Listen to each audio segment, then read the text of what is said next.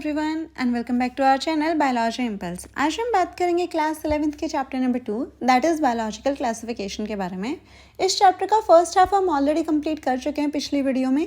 अगर आपने वो वीडियो नहीं देखी है then I will put the link in the description box, वहाँ से जाके आप चेक कर सकते हैं।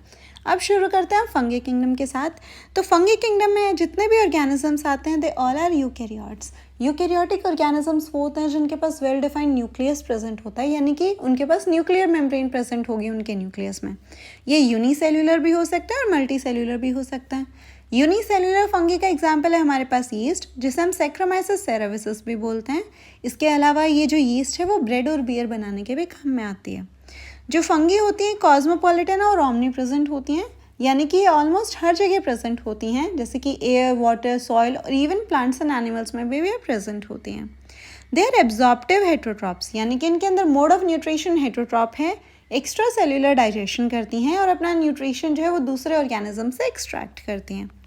मोस्टली जो फंगी होती हैं वो फिलामेंटस होती हैं एक्सेप्ट यीस्ट। यीस्ट हम ऑलरेडी पढ़ चुके हैं कि यूनिसेल्युलर फंगी भी है। इसके अलावा बहुत सारी फंगी ऐसी होती हैं जो पैरासिटिक इन नेचर होती हैं। इसका एग्जाम्पल होगा हमारे पास पक्षियाँ, जो कि व्हीट रस्ट डिजीज़ कॉज करती है। इसके अलावा और फंगी का एग्जाम्पल है हमारे पास पेनिसिलियम, जो कि एज ए एंटीबायोटिक भी यूज़ में आती है। अगर हम फंगी की बॉडी के बारे में बात करें तो इसके पास थ्रेड लाइक स्ट्रक्चर प्रेजेंट होते हैं, जिसे हम बोलते हैं hyphae. This is very important, यानी कि जो फंगी की बॉडी है, पूरा बॉडी है, उसे थ्रेड लाइक स्ट्रक्चर प्रेजेंट है उसमें, और उस थ्रेड लाइक स्ट्रक्चर को हमने बोला है हाइफी। अब हाइफीज के पूरे नेटवर्क को हम मिला के बोलते हैं माइसीलियम। यानी बॉडी में थ्रेड लाइक स्ट्रक्चर क्या हुआ, हाइफी। हाइफी के पूरे नेटवर्क को हमने क्या बोला, माइसीलियम। अब ये जो माइसीलियम है ये दो तरीके का हो सकता है। इट कैन बी सिनोसिटिक और इट कैन बी सेप्टेट। अब ये सिनोसिटिक और सेप्टेट क्या होते हैं, एक बार इनके बारे में देखते हैं हम लोग।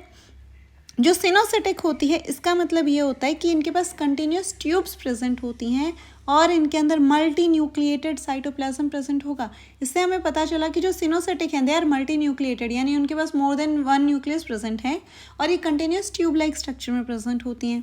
वहीं जो सेप्टेट फंगी होती हैं उनके पास हाइफी के अंदर वॉल्स प्रेजेंट होती हैं, यानी कि जो हाइफीज हैं वो सारी अलग अलग है, उनके अंदर वॉल प्रेजेंट है, सेप्टा प्रेजेंट है सेल्स के बीच में, यानी कि ये क्या होंगी, ये यूनी न्यूक्लिएट होंगी।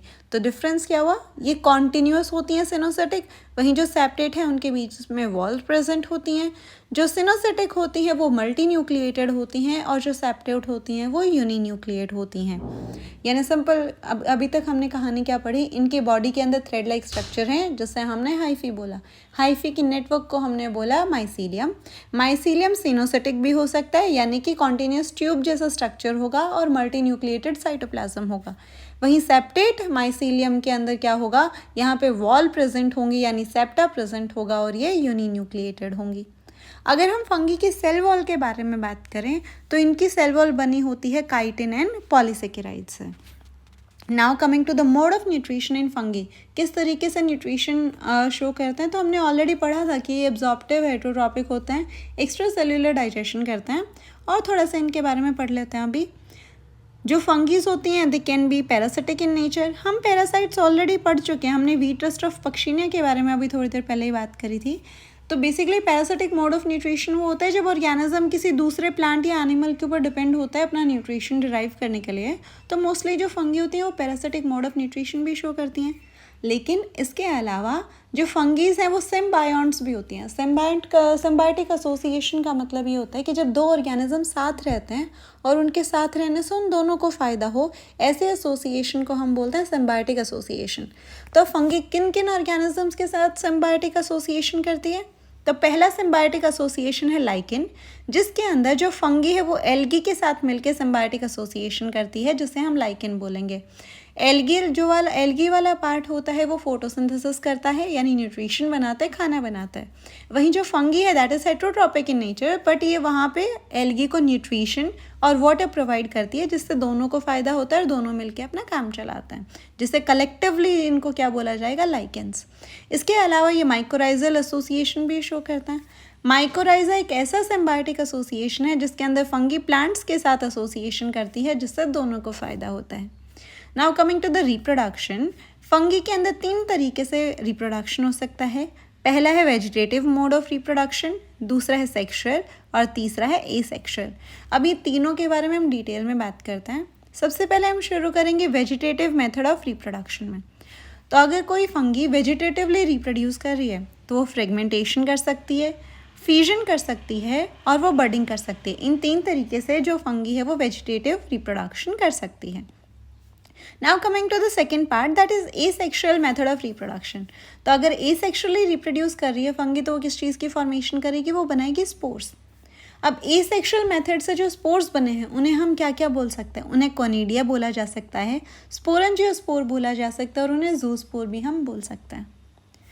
अब आते हैं सेक्सुअल मेथड ऑफ रिप्रोडक्शन के बारे में। ये सबसे इंपॉर्टेंट है, यहाँ से सबसे ज़्यादा क्वेश्चन पूछे जाते हैं। वेजिटेटिव और एसेक्सुअल बहुत आसान था। ये वेजिटेटिव रिप्रोडक्शन में हमने सिंपली बड़ा फ्रेगमेंटेशन होगा, फ्यूजन या फिर बर्डिंग हो सकती है, वहीं एसेक्सुअल के अंदर स्पोर्स बनेंगे। सेक्सुअल मेथड के अंदर भी यहाँ स्पोर्स बनते हैं और उनके एग्जाम्पल है oospore, एस्कोस्पोर एंड बेसिडियोस्पोर्स, जो कि बनती हैं फ्रूटिंग बॉडीज़ के ऊपर। अब जो सेक्सुअल मेथड है उसके अंदर 3 स्टेप्स होती हैं, यानी 3 स्टेजेस होती हैं फंगी के सेक्सुअल रिप्रोडक्शन में। पहली स्टेज है प्लाज्मोगैमी, दूसरी है कैरियोगैमी और तीसरा होता है मियोसिस। अगर हम बात करें प्लाज्मोगैमी के अंदर, तो प्लाज्मा से ही नाम हमें आइडिया लगता है कि साइटोप्लाज्म की बात कर रहा होगा। तो यहाँ पे साइटोप्लाज्म प्लस न्यूक्लियस को हम बोलते हैं प्रोटोप्लाज्म। तो यहाँ पे प्रोटोप्लाज्म फ्यूज़ होगा 2 मोटाइल या फिर नॉन मोटाइल गैमेट्स का। यानी सिंपल सी चीज़ है, मोटाइल या नॉन मोटाइल जो 2 गैमेट्स होंगे उसके आपस में जो प्रोटोप्लाज्म है वो फ्यूज़ हो जाएंगे, जिससे हमने क्या बोला है, प्लाज्मोगैमी। गैमी का मतलब होता है फ्यूजन होना और प्लाज्मो यानी कि प्रोटोप्लाज्म का यहाँ फ्यूजन होगा। सेकेंड स्टेप आता है कैरियोगैमी। कैरियो का नाम ही रिलेट करता है हमारे न्यूक्लियस के साथ। तो यहाँ पे किस चीज़ का फ्यूजन होगा, 2 न्यूक्लियाइज का फ्यूजन होगा, यानी वो जो 2 गैमेट्स थे उनके न्यूक्लियाई सेकेंड स्टेज के अंदर फ्यूज़ करेंगे। और जो तीसरा स्टेप होता है वो होता है मियोसिस, जिसके अंदर जाइगोट की फॉर्मेशन होगी और जो जाइगोट है वो आगे क्या चीज़ बनाएगा, वो आगे बनाएगा स्पोर्स। जाइगोट हमें आइडिया लग रहा है कि जाइगोट क्या होता है, 2n स्ट्रक्चर होता है, यानी जिसके पास total number of chromosome present होंगे। अब इस जाइगोट के अंदर होगा मियोसिस। मियोसिस हमें पता है कौन सा डिवीजन है, रिडक्शनल डिवीजन है, जिसके अंदर क्रोमोसोम नंबर क्या हो जाता है, हाफ। तो यानी जाइगोट के अंदर अब मियोसिस होगा जिसकी वजह से स्पोर्स बनेंगे। तो स्पोर्स यहाँ कैसे बनेंगे, हैप्लॉइड स्पोर्स बनेंगे, यानी half of the number of chromosome present होंगे हमारे स्पोर्स के पास। अब यहाँ होता किस तरीके से है कि सबसे पहले प्लाज्मोगैमी हुई। प्लाज्मोगैमी के अंदर वो जो 2 हैप्लॉइड सेल्स थी वो फ्यूज़ कर गई। अब कुछ फंगीज के अंदर तो वो जो हैप्लॉइड सेल्स होती हैं वो डायरेक्टली डिप्लॉइड स्ट्रक्चर बना लेती हैं, जाइगोट बना लेती हैं। लेकिन कुछ फंगीज जैसे कि एस्कोमाइसेटिस और बेसिडियोमाइसेटिस के अंदर एक बीच की स्टेज आती है जिसे हम बोलते हैं डाइकैरियोटिक स्टेज, जिसके अंदर सेल तो फ्यूज़ हो चुके हैं, प्रोटोप्लाज्म तो फ्यूज़ हो चुका है, लेकिन उनका न्यूक्लियस फ्यूज़ नहीं हुआ है, जिसकी वजह से एक सेल के अंदर 2 न्यूक्लियस प्रेजेंट हैं और ऐसी स्टेज को हम क्या बोलते हैं, डाइकैरियोटिक स्टेज। अब इस डाइकैरियोटिक फेज़ के बाद फिर जाके उनके अंदर मियोसिस होगा, जिसकी वजह से हैप्लॉइड स्पोर्स की फॉर्मेशन होती है। अब इसी पूरे स्ट्रक्चर को हम एक बार एक डायग्राम की मदद से समझ लेते हैं, एक साइकिल की मदद से समझ लेते हैं। सबसे पहले हुई यहाँ पे प्लाज्मोगैमी। प्लाज्मोगैमी के बाद क्या हुआ, प्लाज्मोगैमी में क्या हुआ, साइटोप्लाज्म फ्यूज़ कर गया, सेल आपस में फ्यूज़ हुई। अब सेल तो फ्यूज़ हो चुके हैं, साइटोप्लाज्म फ्यूज़ हो चुका है, लेकिन क्या चीज़ अभी फ्यूज़ नहीं हुई है, न्यूक्लियस अभी तक फ्यूज़ नहीं हुए हैं, इसीलिए तो डाइकैरियोटिक स्टेज आई ना। डाइकैरियोटिक का मतलब है यहाँ पे न्यूक्लियाई फ्यूज़ नहीं हुए, यानी सेल एक है लेकिन न्यूक्लियाई कितने हैं, 2। अब उसके बाद इनके अंदर वो दोनों आपस में न्यूक्लियाई भी फ्यूज़ करेंगे, जिस स्टेज को हमने क्या बोला, कैरियोगैमी। कैरियोगैमी के बाद कौन सी स्टेज आएगी हमारे पास, डिप्लॉइड स्टेज आ जाएगी, यानी कि टोटल नंबर ऑफ क्रोमोसोम यहाँ पे प्रेजेंट होंगे, यहाँ पे बनेगा जाइगोट। अब जाइगोट के अंदर फिर जाके क्या होगा, मियोसिस होगा। मियोसिस की मदद से किस चीज़ की फॉर्मेशन होगी, हैप्लॉइड स्पोर्स की फॉर्मेशन होगी। स्पोर्स बाद में जाके जर्मिनेट करेंगे, जर्मिनेट करने के बाद वो किस चीज़ की फॉर्मेशन करेंगे, माइसीलियम बनाएंगे। माइसीलियम हम ऑलरेडी पढ़ चुके हैं, क्या है, हाइफीज़ का पूरा नेटवर्क है, और हाइफीज़ फिर से प्लाज्मोगैमी करेंगी और ये साइकिल रिपीट होगी। सबसे पहले प्लाज्मोगैमी यानी सेल्स आपस में फ्यूज़ हुई, सेल फ्यूज़ हो चुके हैं लेकिन उनका न्यूक्लियाई फ्यूज़ नहीं हुआ है, तो ऐसी स्टेज को हम बोलते हैं डाइकैरियोटिक स्टेज। उसके बाद होगा वो न्यूक्लियाई भी फ्यूज़ कर जाएंगे, तब उस स्टेज का हमने बोला कैरियोगैमी। उसके बाद जो स्ट्रक्चर बनेगा यानी जो जाइगोट जाइगोट बनेगा वो क्या होगा, डिप्लॉयड होगा। उस जाइगोट के अंदर फिर होगा मियोसिस, मियोसिस से बनेंगे स्पोर्स, स्पोर्स क्या करेंगे, जर्मिनेट करेंगे। ये था सेक्सुअल रिप्रोडक्शन, बहुत आसान है। अगर हम एसेक्सुअल रिप्रोडक्शन की बात करें तो यहाँ पे स्पोर्स बनते हैं और स्पोर्स ही जर्मिनेट कर जाते हैं और उनसे माइसीलियम बन जाता है। उसके अंदर ये कोई डिप्लॉयड स्टेज, कैरियोगैमी, प्लाज्मोगैमी नहीं होती है। अब हम बात करते हैं अलग अलग तरीके की फंगी के बारे में। So the morphology of the mycelium, mode of spore formation और फ्रूटिंग बॉडीज़ के बेसिस पे हमने फंगी किंगडम को बहुत सारी क्लासेस में डिवाइड किया है। वो क्लासेस कौन सी हैं? पहली क्लास है phycomycetes, second is ascomycetes, third one is basidiomycetes and the fourth one is deuteromycetes. अब इन चारों क्लासेस ऑफ फंगी के बारे में हम इन डिटेल बात करते हैं। शुरुआत करते हैं फाइकोमाइसेटस के साथ। तो ये जो फाइकोमाइसेटस है एक्वाटिक हैबिटेट में मिलती है, normally moist and damp places में मिलेगी और ऑब्लिगेट पैरासाइट के जैसे ये एक्ट करती है। इनका जो माइसीलियम है वो कैसा है, एसेप्टेट है और सिनोसिटिक है। अगर हम इसके एसेक्सुअल रिप्रोडक्शन की बात करें तो हमने पढ़ा था एसेक्सुअल रिप्रोडक्शन में बनते हैं स्पोर, तो यहाँ पे मोटाइल और नॉन मोटाइल स्पोर्स बन सकते हैं। जो जू स्पोर है वो मोटाइल होता है और जो अप्लेनोस्पोर है वो क्या होगा, नॉन मोटाइल होगा। ये दोनों कैसे बनते हैं, एंडोजेनियसली बनते हैं। किस चीज़ के अंदर, स्पोरेंजियम के अंदर। और स्पोरेंजियम यहाँ क्या है, sporangium is the fruiting body, यानी फ्रूटिंग बॉडी है स्पोरेंजियम। स्पोरेंजियम के अंदर ही, एंडोजीनियस का मतलब होता है इनसाइड द बॉडी, तो स्पोरेंजियम के अंदर हमारे पास मोटाइल और नॉन मोटाइल स्पोर्स बनेंगे। मोटाइल स्पोर को हमने बोला जूस्पोर, नॉन मोटाइल को हमने बोला अप्लेनोस्पोर। सबसे आसान है फाइकोमाइसेटस को याद रखना, कोई भड़क नहीं है इसमें, सिर्फ याद रखना है दो ही स्पोर्स बनते हैं, जूस्पोर और अप्लेनोस्पोर। कैसे बनेंगे, एंडोजीनियसली बनेंगे। किस चीज़ के अंदर बनेंगे, स्पोरेंजियम के अंदर बनेंगे, दैट्स इट। अब जो गैमेट्स हैं ये आइसोगैमस भी हो सकते हैं और अनआइसोगैमस भी हो सकते हैं। आइसोगैमस वो होते हैं जो इनकी मॉर्फोलॉजी की सिमिलर होती है, यानी कि वो सिमिलर दिखते हैं एक दूसरे से, ऐसे गैमेट्स को हम आइसोगैमस बोलते हैं। और जो एक दूसरे से डिसिमिलर मॉर्फोलॉजी के होते हैं, यानी ये अपीयरेंस एक दूसरे से अलग अलग होती है, उनको हम क्या बोलते हैं, अनआइसोगैमस। तो ये दोनों तरीके से गैमेट्स इनके बन सकते हैं। अब इसके एग्जाम्पल हैं 3, that is Rhizopus, Albugo and Mucor. Albugo bread mould है, म्यूकर पैरासिटिक फंगी है जो कि मस्टर्ड के अंदर as a parasitic fungi act करती है। इसको याद रखने की सबसे सिंपल ट्रिक है राम। आर से राइजोपस, ए से एल्ब्यूगो, एम से म्यूकर। बहुत आसानी से हम फाइकोमाइसेटस को याद रख सकते हैं, इसमें कोई टेंशन वाली बात नहीं है। अब आते हैं इसे थोड़ी सी कॉम्प्लिकेटेड स्टेज और second type of fungi, that is ascomycetes. Ascomycetes से बहुत बार नीट के पेपर में क्वेश्चन पूछे जाते हैं। फाइकोमाइसेटस बहुत सिंपल थी तो इससे क्वेश्चंस बहुत कम आते हैं, लेकिन एस्कोमाइसेटस और बेसिडियोमाइसेटस से बहुत ज़्यादा क्वेश्चंस आते हैं नीट के पेपर में। अब जो एस्कोमाइसेटस है, सबसे पहली चीज़ है इसका एक और नाम है, दैट इज इसको हम सेक फंगी भी बोलते हैं। यहाँ से क्वेश्चन पूछा गया है, which type of the fungi is also called as a sac fungi, the answer will be ascomycetes. अब मोस्टली मल्टी सेल्यूलर होते हैं, एग्जाम्पल इज पेनिसिलियम जो कि एज ए एंटीबायोटिक भी काम करती है। ये यूनिसेल्यूलर भी हो सकते हैं, जो हमने बिल्कुल स्टार्टिंग में बात करी थी, दैट इज यीस्ट, जिससे हमने और क्या बोला था, saccharomyces cerevisiae. They also act as saprophytic decomposers, they can be parasites और दे कैन बी कॉप्रोफाइलस।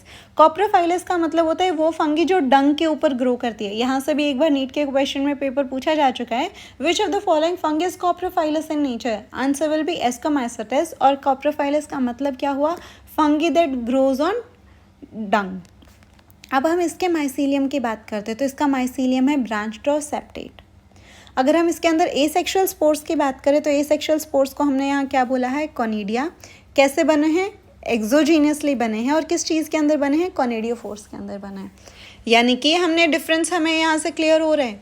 जो हमने फाइकोमाइसेटस था उसके अंदर हमने पढ़ा था जो स्पोर बन रहे थे वो कैसे बन रहे थे, एंडोजीनियसली बन रहे थे, लेकिन एस्कोमाइसेटस के अंदर स्पोर्स कैसे बन रहे हैं, एक्सोजीनियसली बन रहे हैं। और कौन सी फ्रूटिंग बॉडी में बन रहे हैं, कॉनिडियोफोर्स के अंदर बन रहे हैं। कॉनिडियोफोर के अंदर कॉनिडिया बनेंगे, एक्सोजीनियसली बनेंगे, सिंपल सी बात, दैट्स इट। अब आ जाते हैं सेक्शुअल स्पोर्स। जो एस्कोमाइसेटस के सेक्शुअल स्पोर्स होते हैं उनको हम बोलते हैं एस्कोस्पोर, इसके नाम से ही रिलेट करते हैं। एस्कोमाइसेटस हैं तो स्पोर को हमने क्या बोल दिया, एस्कोस्पोर बोला। कैसे बनेंगे, ये एंडोजीनसली बनेंगे। अब यहाँ थोड़ा सा ध्यान रखने वाली चीज़ है, इसके जो एसेक्सुअल स्पोर्स थे वो एक्सोजीनसली बने थे, लेकिन जो इसके सेक्शुअल स्पोर्स हैं वो कैसे बने हैं, एंडोजीनसली बने हैं। और किस चीज़ के अंदर बने हैं, एस्की के अंदर बने हैं। अब जो एस्कीज हैं ये अरेंज होती हैं किसके अंदर, एस्कोकार्प के अंदर। यानी सिंपल सी चीज़ है, इनकी फ्रूटिंग बॉडी का नाम क्या हुआ, एस्कोकार्प। एस्कोकार्प किस चीज़ के अंदर अरेंज है, एस्कोकार्प के अंदर अरेंज हैं बहुत सारी एस्कीज, और एस्कीज के अंदर इनके जो स्पोर्स हैं उसकी फॉर्मेशन होगी। अब इसका जो एग्जाम्पल है वो है 3, पहला है कैल्विकेप्स, दूसरा है एस्परजिलस और तीसरा है न्यूरोस्पोरा। और इसको याद रखने की एक बहुत सिंपल से ट्रिक है, दैट इज़ कैन। इससे आप इजीली सारी की सारी जो एस्कोमाइसेटिस की फंगी उनको याद रख सकते हो। सी से कैल्विकैप्स, ए से एस्परजिलस और एन से न्यूरोस्पोरा। न्यूरोस्पोरा से हमारे नीट के क्वेश्चन में पेपर पूछा जा चुका है कि जो न्यूरोस्पोरा है वो बायोकेमिकल और जेनेटिक वर्क में बहुत एक्सटेंसिवली यूज में आती है। यहाँ से क्वेश्चन पूछा गया कि विच of the following fungi is extensively used in biochemical and genetic work, the answer will B Neurospora. इसके अलावा इसके अंदर जो मोरल्स और ट्रफल्स हैं वो भी आते हैं एस्कोमाइसेटिस में, एंड दे आर ईडेबल, हम उनको बहुत ईजिली खा सकते हैं। ये भी बहुत आसान है, इसके अंदर भी इतनी टेंशन वाली कोई चीज़ थी नहीं। अब आता है बेसिडियोमाइसेटिस, जो तीसरी क्लास है हमारी फंगी किंगडम की। इसके कॉमन फॉर्म्स क्या क्या होते हैं, मशरूम्स आती हैं इसके अंदर, ब्रैकेट फंगी और पफ बॉल्स भी इंक्लूड होते हैं। नॉर्मली सॉइल पे ग्रो होती है, logs, tree stumps and as a parasitic fungi भी ग्रो होती है। इसकी जो माइसीलियम है वो क्या है, ब्रांच है और सेप्टेट है। इसके अंदर ए सेक्शुअल स्पोर्स नहीं मिलते हैं, इंपॉर्टेंट चीज़ है, ए सेक्शुअल स्पोर्स यहाँ पे नहीं मिलेंगे। अगर इसके अंदर वेजिटेटिव रिप्रोडक्शन हो रहा है तो कैसे होगा, फ्रेगमेंटेशन की हेल्प से होगा, और इसके अंदर सेक्स ऑर्गन्स भी एब्सेंट है। यहाँ से थोड़ी सी ट्रिकी चीज़ है, यहाँ से क्वेश्चन बन सकता है, तो कीप दैट इन माइंड। अब इसके अंदर सेक्शुअल रिप्रोडक्शन होगा कैसे, क्योंकि इसके पास सेक्स ऑर्गन्स नहीं है, तो वही पुराने 3 स्टेप, पहला प्लाज्मोगैमी, दूसरा कैरियोगैमी और तीसरा मियोसिस। शुरुआत करते हैं सबसे पहले प्लाज्मोगैमी के साथ। तो यहाँ पे 2 वेजिटेटिव और सोमेटिक सेल्स आपस में फ्यूज़ कर जाएंगे, क्योंकि इनके पास सेक्स ऑर्गन है नहीं, तो इनके पास कुछ वो तो स्पोर्स वगैरह प्रेजेंट ही नहीं है। तो ऐसे सिचुएशन के अंदर जो वेजिटेटिव सेल्स हैं वही आपस में फ्यूज़ कर जाएंगी। सेल जैसे ही फ्यूज़ होंगे तो उसको हमने बोल दिया प्लाज्मोगैमी। सेल फ्यूज़ हुई हैं, सेल फ्यूज़ होने के बाद अभी तक न्यूक्लियर फ्यूज़ नहीं हुआ है, तो अब कौन सी स्टेज आ जाएगी, डाइकैरियन फेज आ जाएगी। और डाइकैरियन फेज किस चीज़ को गिव राइज करेगी, बेसिडियम को। यानी कि 2 सोमेटिक सेल फ्यूज़ हुए जिससे एक स्ट्रक्चर बना, जिससे हमने क्या बोला, बेसिडियम। बेसिडियम क्या है, डाइकैरियोटिक स्टेज है, यानी यहाँ पे 2 न्यूक्लियर प्रेजेंट है एक ही सेल के अंदर। फिर आइए हमारी दूसरी स्टेज, जिसको कैरियोगैमी और मियोसिस यहाँ पे हम एक साथ देख लेते हैं। तो अब ये सारी कहानी कहाँ चलेगी, बेसिडियम में चलेगी, क्योंकि सेल फ्यूज़ होकर बेसिडियम बना है अभी। अब जो बेसिडियम है ये आगे प्रोड्यूस करेगा बेसिडियोस्पोर्स को, और यहाँ पे कितने बेसिडियोस्पोर्स बनेंगे, 4 बेसिडियोस्पोर्स बनेंगे। The basidias are arrange in the fruiting body called as the basidiocarp, और ये सारा स्ट्रक्चर किस में प्रेजेंट है, बेसिडियोकार्प के अंदर प्रेजेंट है। अब आ जाते हैं इसके एग्जाम्पल्स के बारे में। तो इसको याद रखने की सिंपल ट्रिक है यूपीए, बहुत आसान ट्रिक है जिसकी मदद से आप बहुत ईजिली इन सारी चीज़ों को याद रख सकते हो। यू से बनेगा यूस्टेल्गो, जो एज अ स्मट काम करता है। पी से पक्षिनिया, जो कि वीट रस्ट कॉज करती है, जिसको हमने बिल्कुल बिगिनिंग में पढ़ा था। और तीसरा एग्जाम्पल है अगैरिकस, जिसको हम क्या बोलते हैं, मशरूम। अब आ जाता है 4th क्लास, दैट इज ड्यूटेरोमाइसेटिस के अंदर।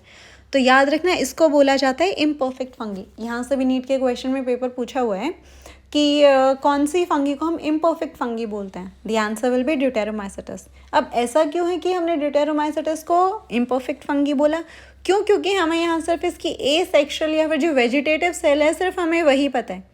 जैसे ही इसकी सेक्शुअल स्टेज का पता चलता है इस क्लास के फंगस के बारे में, जैसे ही हमें उनकी सेक्शुअल स्टेज पता चलती है, या तो वो एस्कोमाइसेटिस में चली जाती है, बेसिडियोमाइसेटिस में चली जाती हैं, इसीलिए हमने इसको इम्परफेक्ट फंगी बोला।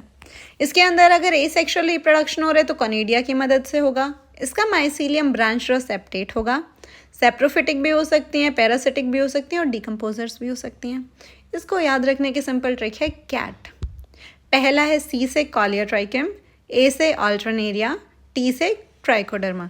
हमने कितनी आसानी से सारी बहुत सिंपल ट्रिक की मदद से सारी की सारी फंगी याद कर लिए हैं, जिसको लेके बहुत ज़्यादा बच्चों को कन्फ्यूजन होता है कि कौन सी फंगी कौन सी क्लास के अंदर आएगी, क्योंकि इससे नीट के पेपर में क्वेश्चन बनते हैं कि विच of the following is an example of which class of fungi. तो बहुत आसान है पूरा फंगी किंगडम। अब हमने जो पढ़ा है सारा, उसको एक बार फ्लो चार्ट की मदद से हम देख लेते हैं। तो अगर हम बात करें हमारी कॉमन नेम के बारे में, तो फाइकोमाइसेटिस का कोई स्पेशल कॉमन नेम नहीं था। एस्कोमाइसेटिस का हमने बोला था सेक फंगी। बेसिडियोमाइसेटिस के अंदर हमने पढ़ा था mushroom, puff balls, bracket fungi बोला था। और ड्यूटेरोमाइसेटिस का हमने क्या बोला था, इम्परफेक्ट फंगी। अगर हमने माइसीलियम की फिर बात करी थी तो फाइकोमाइसेट्स के अंदर वो एसेप्टेट और सिनोसेटिक था। एस्कोमाइसेट्स, बेसिडियोमाइसेट्स एंड ड्यूटेरोमाइसेट्स तीनों के अंदर वो ब्रांच्ड और सेप्टेट था। अगर हम एसेक्सुअल रिप्रोडक्शन की बात करें तो यहाँ पे फाइकोमाइसेट्स के अंदर अप्लेनोस्पोर और जूस्पोर थे, एंडोजीनियसली प्रोड्यूस हुए थे स्पोरेंजियम में। अगर हमने एस्कोमाइसेट्स के एसेक्सुअल रिप्रोडक्शन की बात करें तो कॉनिडिया बना था जो कि एक्सोजीनियसली बना था। बेसिडियोमाइसेट्स के अंदर एसेक्सुअल रिप्रोडक्शन एब्सेंट था। ड्यूटेरोमाइसेट्स के अंदर ये कॉनिडिया था जो कि एक्सोजीनियसली बनते हैं। फिर हमने सेक्सुअल रिप्रोडक्शन की बात करी तो फाइकोमाइसेट्स के अंदर oospores की फॉर्मेशन होती है। एस्कोमाइसेट्स के अंदर एस्कोस्पोर्स होते हैं जो कि एंडोजीनियसली बनते हैं। याद है ना, हमने डिस्कशन किया था कि एसेक्सुअल जो रिप्रोडक्शन होगा वो एक्सोजीनियसली हो रहा था और जो सेक्सुअल रिप्रोडक्शन था वो इसका एंडोजीनियसली हो रहा था। इसके अलावा बेसिडियोमाइसेट्स के अंदर एक्सोजीनियसली इसके स्पोर्स की फॉर्मेशन होती है और ड्यूटेरोमाइसेट्स के अंदर तो हमने फंगीज की पढ़ा था ना कि हमें उसके किसी भी सेक्सुअल स्टेज के बारे में पता ही नहीं था।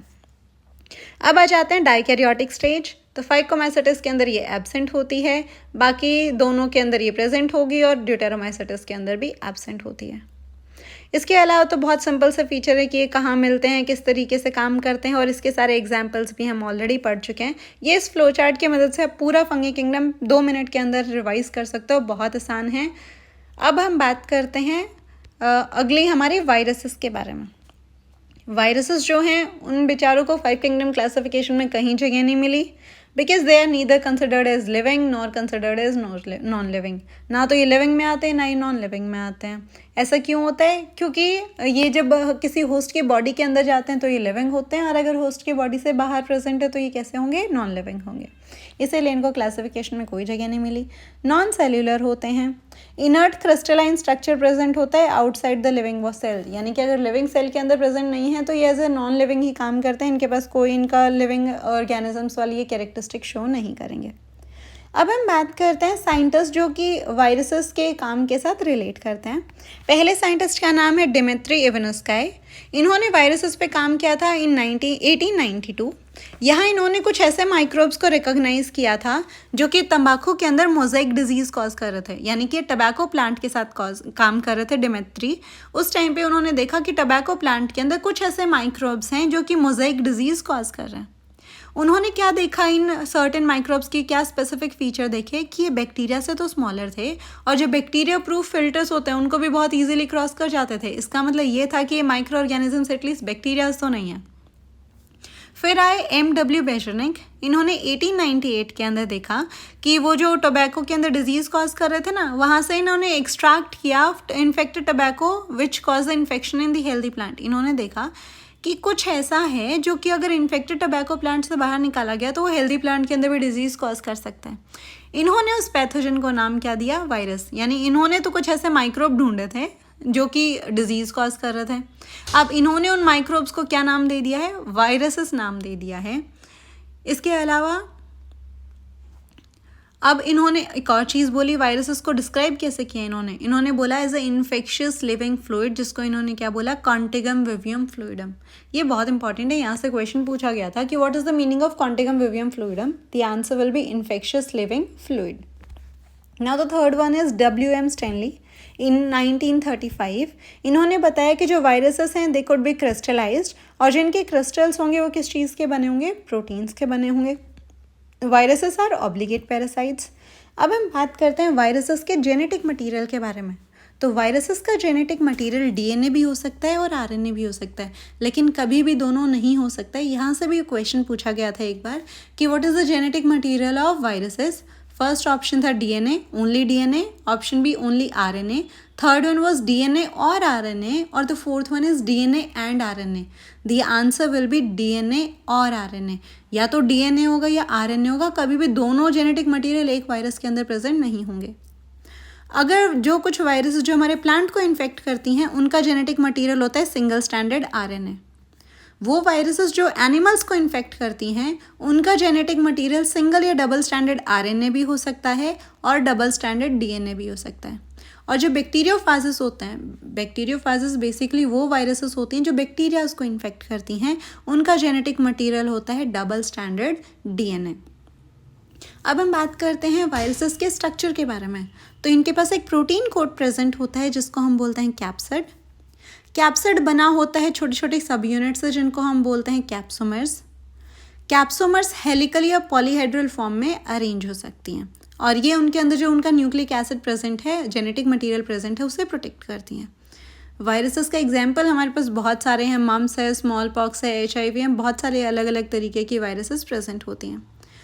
अगर कोई वायरस हमारे प्लांट्स को अफेक्ट कर रही है तो क्या क्या सिम्टम्स दिखेंगे वहाँ पे? तो वहाँ पे मोज़ाइक फॉर्मेशन हो सकती है, leaf rolling and curling, yellowing and when clearing, dwarfing और स्टंट ग्रोथ जैसे कुछ सिम्टम्स हैं वो दिख सकते हैं। अब आते हैं वायरॉइड्स के बारे में। वायरॉइड्स को डिस्कवर किया था T.O. डाइनर ने इन 1971। वायरॉइड्स के 4 कैरेक्टरिस्टिक फीचर हैं जो हमने याद रखना है। पहली चीज़, ये वायरसेस स्मॉलर इन साइज़ हैं और ये पोटैटो स्पिंडल डिजीज़ कॉज करते हैं। अब इनके अंदर जो RNA होता है वो फ्री होता है, प्रोटीन कोट इनके पास प्रेजेंट नहीं होता और इनका जो RNA है वो लो मॉलिक्यूलर वेट का होता है। यानी अगर आपसे कोई क्वेश्चन पूछे कि what is the difference between the virus and viroids, तो पहला डिफरेंस, वायरसेस से छोटे हैं। वायरॉइड्स के अंदर फ्री RNA प्रेजेंट होता है जबकि वायरसेस के अंदर RNA जेनेटिक मटेरियल फ्री नहीं होता है। इनके पास प्रोटीन कोट एब्सेंट होता है जबकि वायरसेस में प्रेजेंट होता है और जो इनका मॉलिक्यूलर वेट है RNA का वो कम होता है एज़ कम्पेयर टू वायरसेस के। अब आते हैं प्रायंस के ऊपर। ये एबनॉर्मल प्रोटीन फोल्डिंग्स होती हैं, ये डिजीज़ कॉज करते हैं जिसे हम बोलते हैं BSE, that is bovine spongiform encephalopathy, जिसे कॉमनली एनिमल्स के अंदर, कैटल्स के अंदर बोला जाता है मैड काउ डिजीज़।